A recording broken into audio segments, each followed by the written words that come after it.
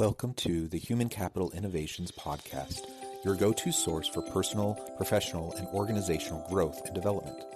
We hope you tune in often for all things people management, organizational development and change, organizational leadership, and social impact related. Maximize your personal and organizational potential with Human Capital Innovations Podcast.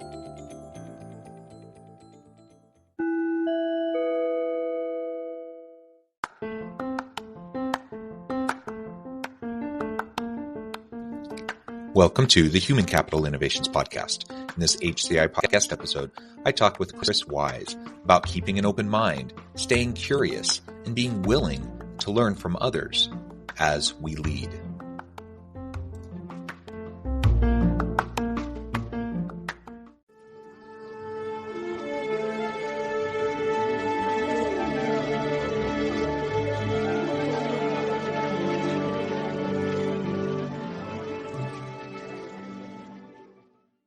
Chris Wise, welcome to the Human Capital Innovations Podcast. Great. Thanks, John. It's great to be here. Yeah, it is great to be with you. I'm excited to have a nice conversation. Today, we're going to be focusing on keeping an open mind, staying curious, and willing to learn from others as a leader. Now, hopefully, as I say that, everyone listening is thinking, well, duh, of course, we need to be doing that. Yet, my experience in interacting with many organizations across the world is that this isn't something that comes naturally to a lot of leaders, especially those who find themselves in senior leadership positions and executive level positions. So we're going to unpack this. And while we go about unpacking it, we'll talk about things like authentic leadership, human-centered, meaningful leadership in conscious organizations, and some of those other cultural elements that are also going to be very essential as we try to stay open-minded and move forward in a positive way. As we get started, I wanted to share Chris's bio with everybody. Chris Wise built several companies early in his life and learned from rapid growth, failures, and eventually burnout. This journey gave him the opportunity to elevate the business approach and personal development needed for sustainable health and success. After selling 2 national businesses, Chris's focus has been on delivering a fresh sense of clarity and experience to business owners, helping them bring profitability and balance to their vision. Chris has traveled the world speaking, coaching, and mentoring businesses to gain extensive experience across many industries and cultures. He has studied and been mentored by industry experts, top business leaders, esteemed personal development, and spiritual coaches. He now has a unique perspective, dimension, and approach to life and business. He uses the most effective business strategies and is also a thought leader on LQ, Love Quotient. Through his work with LQ, Chris has developed a revolutionary business consulting advisory approach which helps business owners integrate self-love and care into their business while they create growth and profitability. At Wise Profits, Chris helps business leaders achieve their scaling goals while taking care of themselves through comprehensive self-love. I love all of that. Wonderful background. Anything else you would like to share with listeners by way of your background before we launch on in further to the conversation? No, I think that's great. I would just throw in, which I don't think it was in there, was that where I learned the power of love was actually when I spent 19 months in federal prison.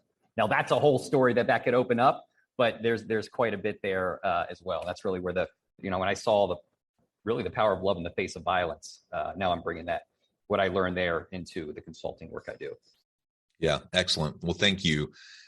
So as we get into this, let's start by defining things a little bit and trying to understand what you mean by open-mindedness, curiosity, the willingness to learn, because I think that can mean a lot of different things to different people. Yep. And I think pretty much everyone is going to say, yeah, I want to be open-minded. Yes, I want to be curious. Yes, I want to learn continually.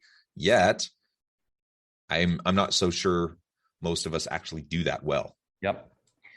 Yeah. So I would define open-mindedness as the willingness to try on a new perspective or a new way of thinking, and I would say that deeper than consideration. I would say consideration is the surface level of open-mindedness, your ability to think about a different way of looking at something.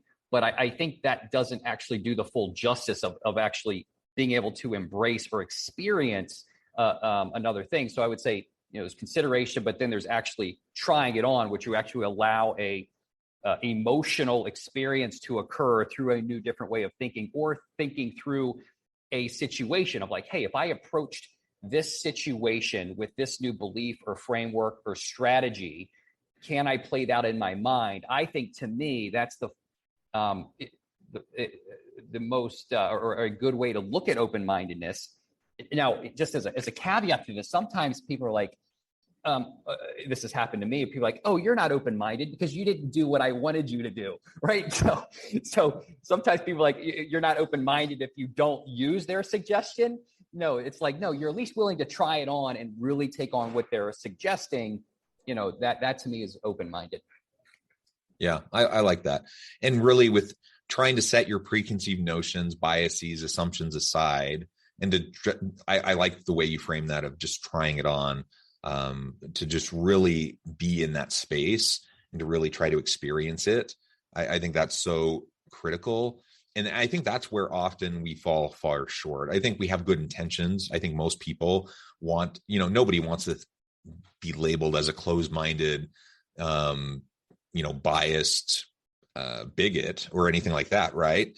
Yet we all tend to have biases. We all tend to have prejudices and implicit biases, and that's just part of the human condition. We all tend to have those in one form or another. So the question isn't whether or not they exist, it's whether or not we can acknowledge it and then proactively try to counteract them and set them aside so that we can experience something new, something fresh, and like you said, try it on and just really have that interaction with it. And that can change your mind. It can, if you're truly open to it, it can change your mind. I think of some of the most transformational experiences that I've had where my worldview has been shifted, and it's come through interacting with people who are very different than me, from very different backgrounds, where maybe I had a bias, a prejudice. I had an assumption about who they were, why they were like that, why they did what they did.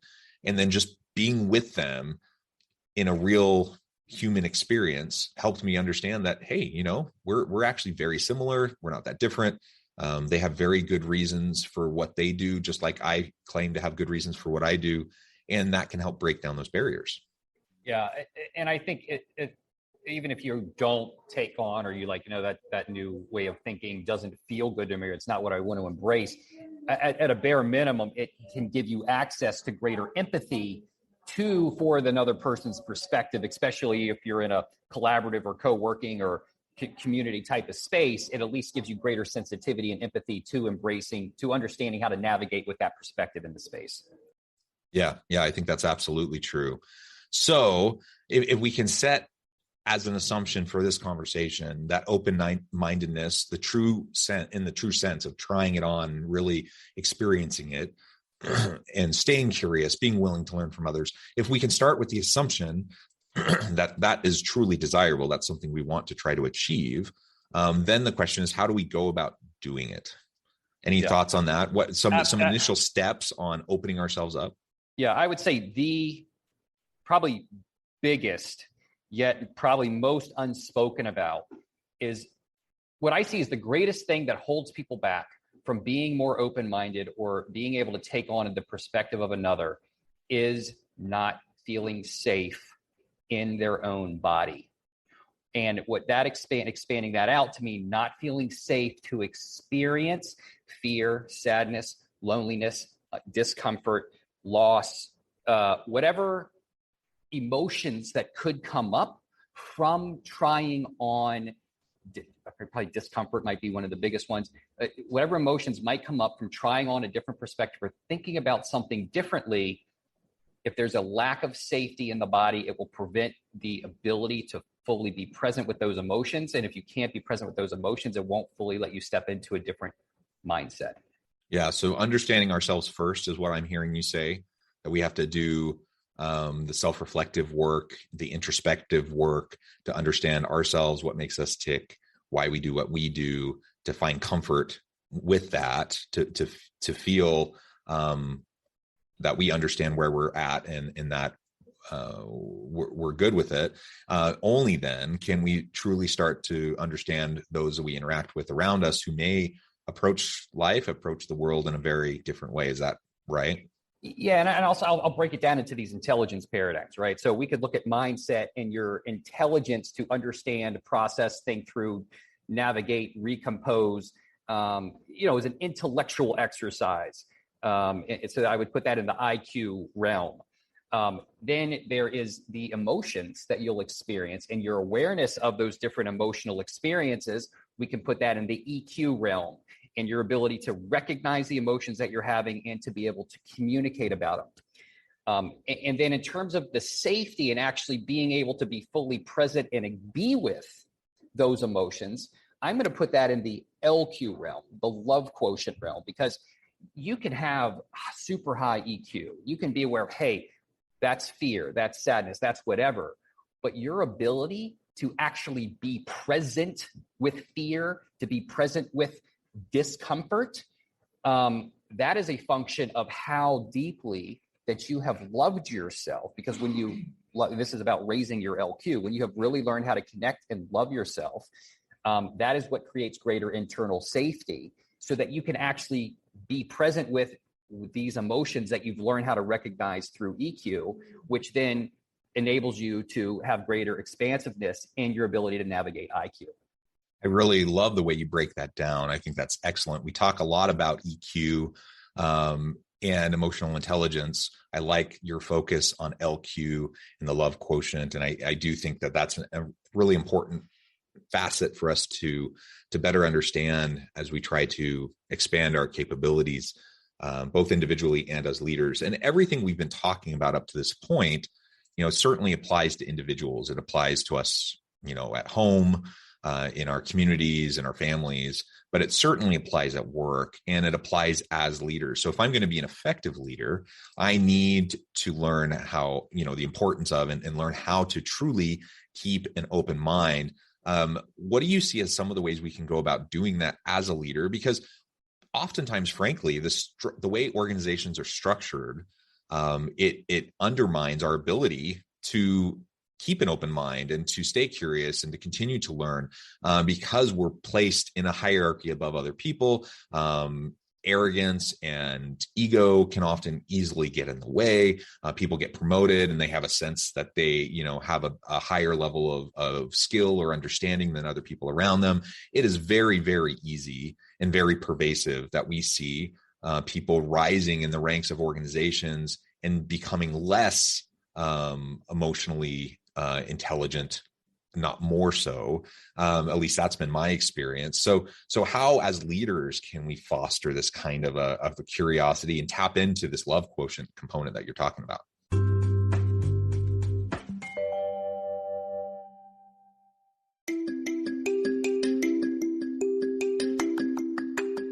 I'm excited to announce the publication of my new book from HCI Press, Bluer Than Indigo Leadership: The Journey of Becoming a Truly Remarkable Leader. Early in my adult life, I learned about an Asian proverb that translates as bluer than indigo. If you think about the color indigo, it is a brilliant, deep, and vibrant blue, what some would call the bluest of blues. To have something that is bluer than indigo is rare and truly remarkable. Contrary to popular myth, there is no one-size-fits-all or cookie-cutter approach to effective leadership. There's no silver bullet, no secret sauce, no go-to model that will solve all of our problems. The truth is, great leaders have all had their unique strengths and flaws, and have all had to discover and then pave their own distinctive path in their life's journey to fulfill their leadership potential.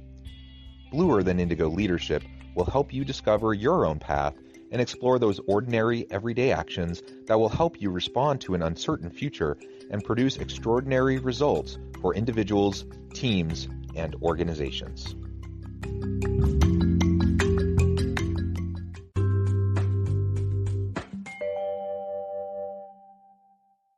Yeah, well, first, I just be cautious not to throw out hierarchy out of the perspective that as certain individuals can rise and get more power or get more attached to the identity that is being formed through the success of their rise in the organization. We don't want to make hierarchy bad because of the way that certain people operate through that.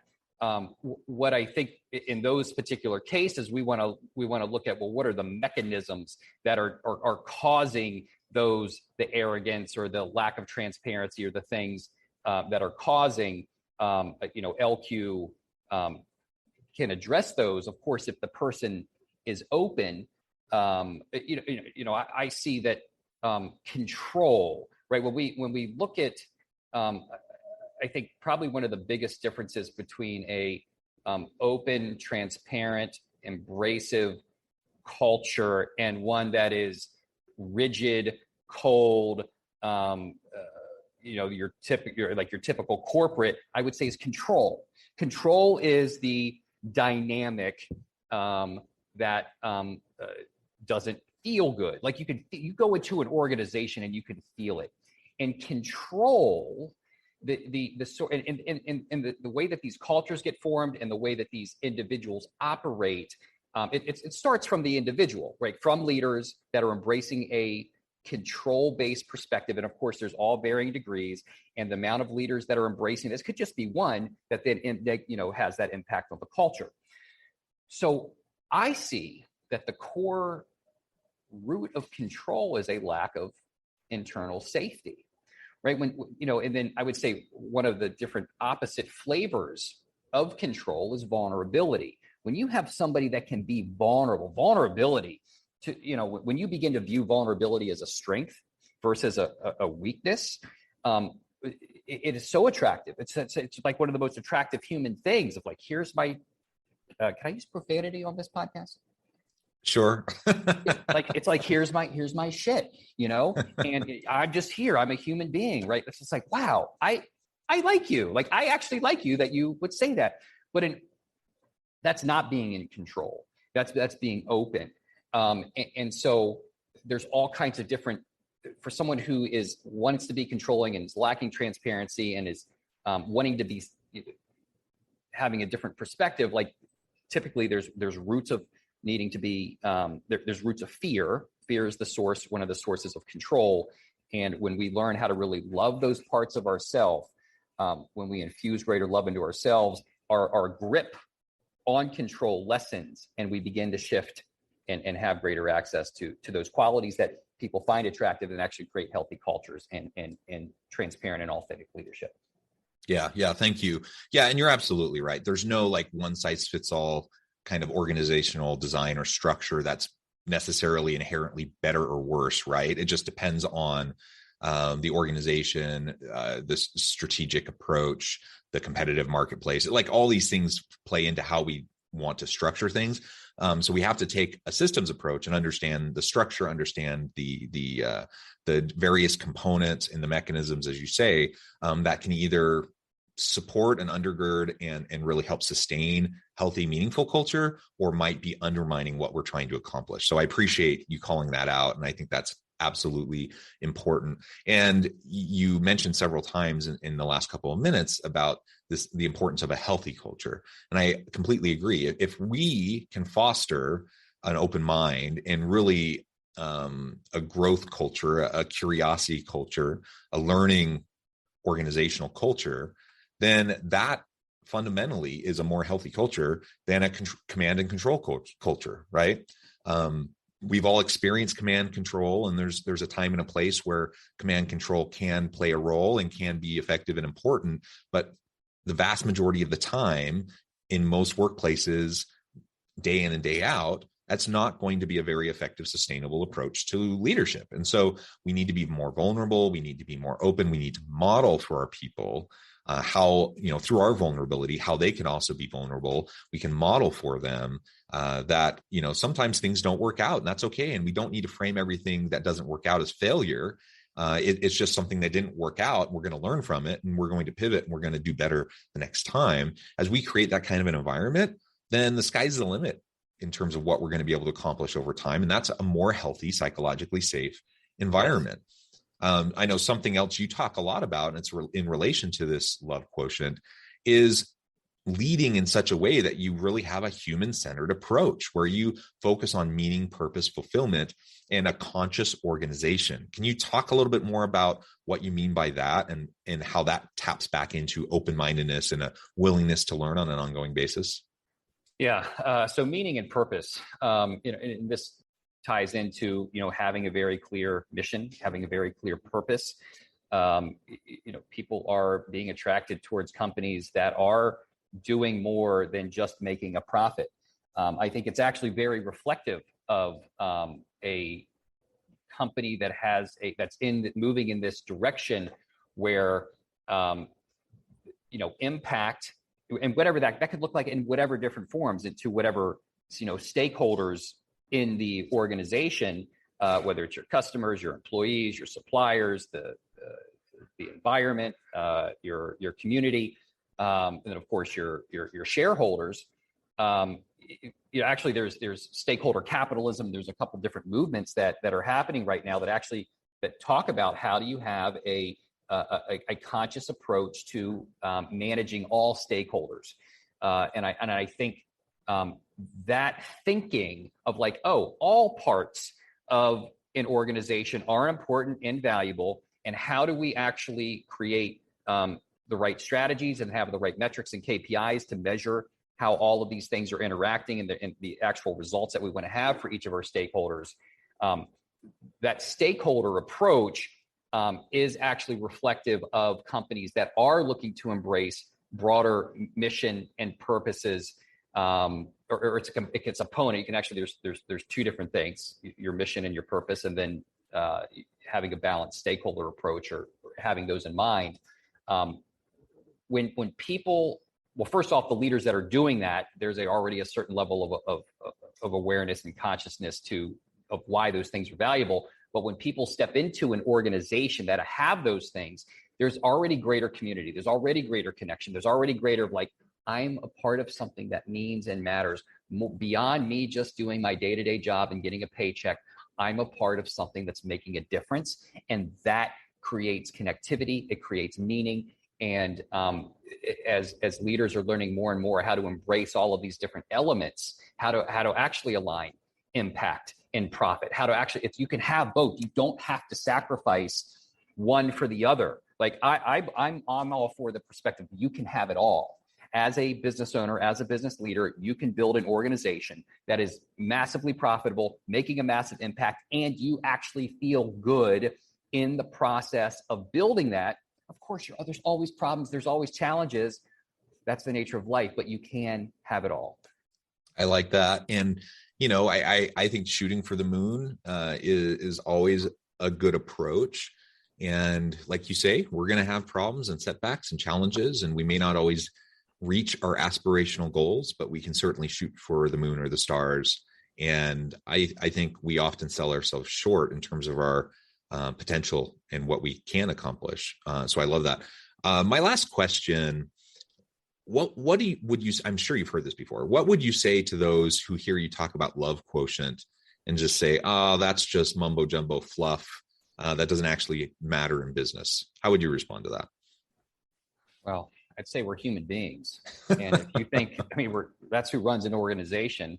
Maybe if it's an organization full of AI, right? So you could probably find a business case but even though AIs might be interacting with other human beings, and you would still want your AI to have a level of love built in to how it's communicating. We're human beings. Like if we don't have love, physical touch and love as babies, we die, right? Like it's just, we're human beings. And so that's all I'd say is we're human beings. We want love and the flavors of love: care, compassion, understanding, empathy, kindness. Who wouldn't want that? Those are all flavors or different reflections of love. And in addition to that, you referred to it earlier. We have the human case for why we try to have a human-centered, people-centric organization. And I think you've made a very impassioned, well-articulated plea for that in our conversation today. And many leaders are thinking, well, human case, whatever, but I'm going to focus on the business case. I'm going to focus on the bottom line. Yep. But I would say, and you referred to this earlier, that it's not an either or. It's not like you can only have a really successful money-making business, or you can have a people-centered organization. In fact, there's so much research on this that shows when you have a people-centric, meaningful, purpose-driven organization where you care about your people and you support them, they're going to be where there's psychological safety. There's going to be more innovation. There's going to be more creativity. There's going to be higher levels of productivity, commitment, engagement, all of these things that drive bottom line results for the organization.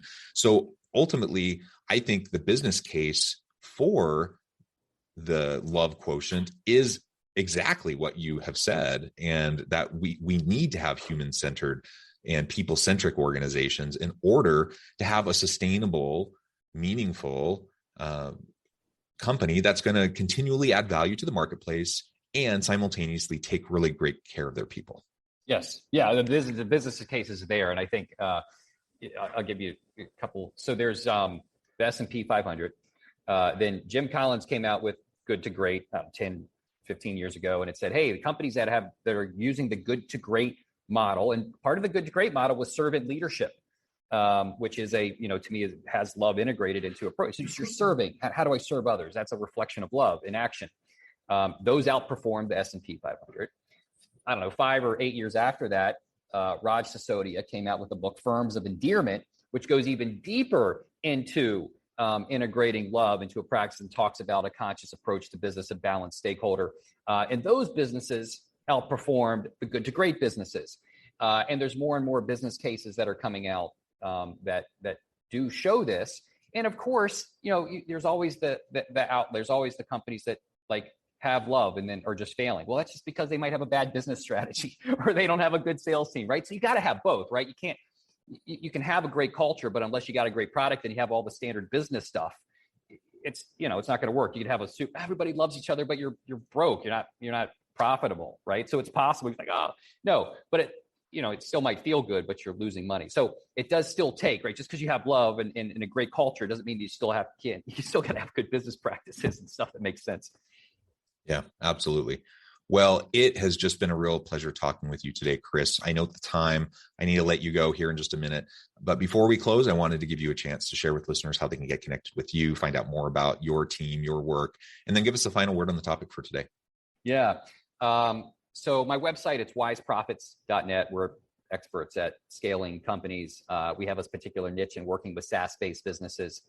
And I've created a impact and profit index because I think it's really important that when you're somebody who's looking, a CEO or a business leader that's looking to maximize both impact and profit, there's actually some really key questions to think through about how well those are integrating and interrelating. So I created a quick 10-question assessment. It's free if you want to take it. And once you take it, I'll actually send you back. This is a personal way that I can kind of give you some insights on where you're at. I'll actually send back a personalized response to your assessment. And you can get that if you go to wiseprofits.net/impact. You can take this impact and profit index. And I think just the questions alone will give you some really good insight into how well you're balancing and optimizing both of those. Wonderful. Thank you, Chris. It has been a real pleasure. I encourage listeners to reach out, get connected, find out more about what Chris and his team can do. And as always, I hope everyone can stay healthy and safe, that you can find meaning and purpose at work each and every day. And I hope you all have a great week.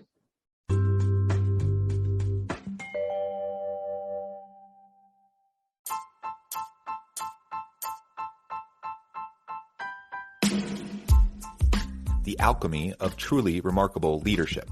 Ordinary, everyday actions that produce extraordinary results. Consider how the nature of work has shifted over the past 50 years. With increased globalization, rapid technological advancement, and the shift in economic composition, the average job of today looks very different than the average job of 50 years ago. What will the jobs and organizations of tomorrow look like? Moreover, what does this all mean for organizational leaders? What are the core competencies and capabilities of organizations and their leadership that are prepared for continued disruption and geopolitical and socioeconomic shifts? Regardless of what the future holds, increasingly, leaders need to be socially minded, data-driven, decisive, champions of talent, and disruptors of the traditional notions of leadership, teams, organizations, and work. The Alchemy of Truly Remarkable Leadership will help you to explore your own leadership competencies and capabilities and consider ways to apply and implement them into your workplace and personal life.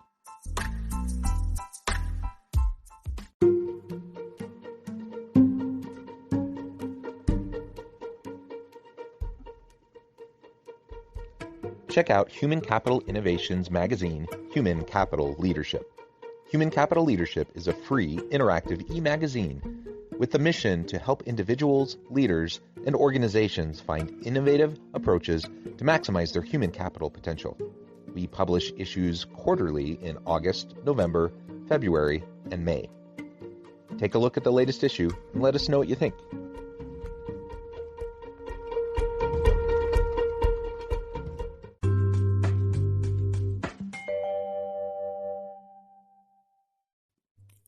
Thanks again for joining us for this episode of the Human Capital Innovations Podcast. I hope you stay healthy and safe and that you have a great week.